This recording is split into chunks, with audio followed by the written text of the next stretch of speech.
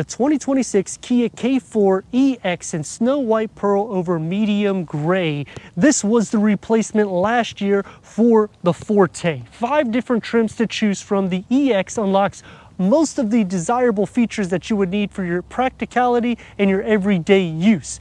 7 different exterior colors with 3 different interior colors. I'm Anthony from Supercar Throttle, and it starts off with 5.3 inches of clearance is standard on all of the K4s, with amber LED daytime runnings, LED projector headlights that integrate into a more sleek grille with the satin aluminum. You get the glossy black elements with the lower bulging outwards for a more bold design. And Kia goes a step further because you can get the turbo and you can get a hatchback. So you literally have 3 different ways to choose your K4. Housed underneath the hood, 2-liter MPI, which is your multi-point injection 4-cylinder, producing 147 horsepower with 132 pound-feet of torque, paired to an intelligent variable transmission, or the IVT, which is basically a CVT transmission, achieving 29 mpgs for the city, 39 mpgs for the highway, with a combined of 33 mpgs, reaching 60 around 8.8 to 9.1 seconds, and a top speed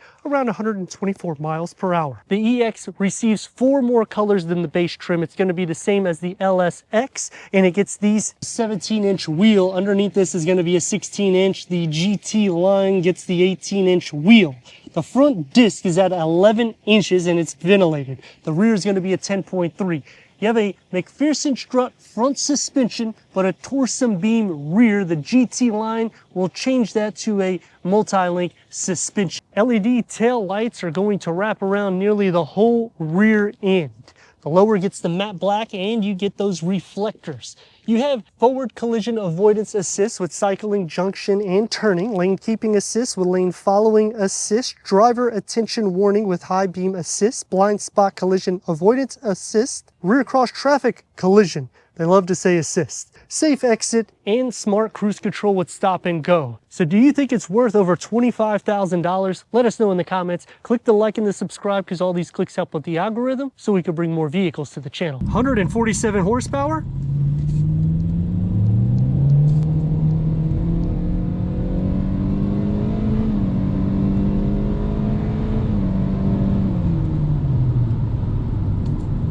I mean, you're not going to be doing that with this type of vehicle, but to show you that it gets around that 9-10 second, give or take 0 to 60, it's going to get a little bit noisy in the cabin as you get up to a higher speed. You will be hitting a higher RPM, and I tend to drive this vehicle a lot more so into sport mode than normal mode.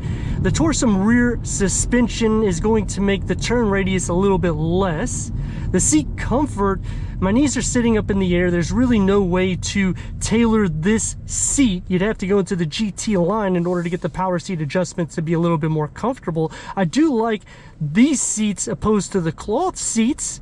However, you're sitting lower, and for tall people, it equals your knees being up into the air. It doesn't feel heavy when you're mashing on the gas pedal, so that's a nice thing. It just, you're not going to be going as fast as you may think, even though you're hearing that engine getting a little bit tired. It's under 3,000 pound curb weight, so it's not a heavy vehicle, and braking on the vehicle, we'll do a test on that shortly so that way you can see the difference in that.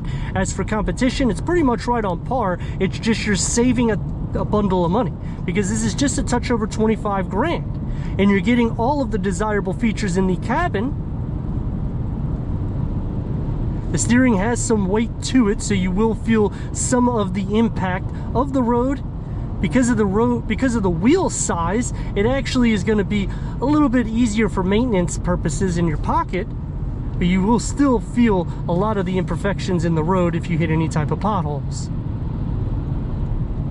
I wish it was sealed up a little bit more so though, because it is pretty noisy, especially once you start going over 45 miles per hour. Going onto the interstate, it doesn't get any better either.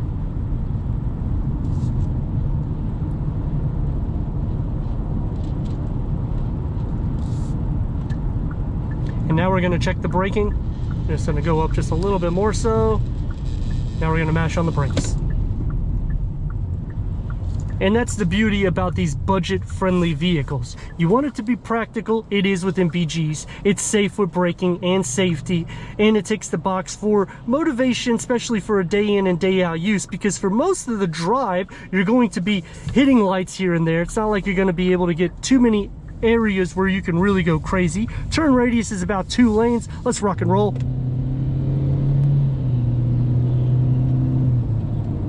The cons that come into play though is you will be hitting about 2.5 to 3 RPMs pretty much everywhere, but that's kind of normal when you're going into an IVT or something similar to a CVT transmission, just a more fancy name.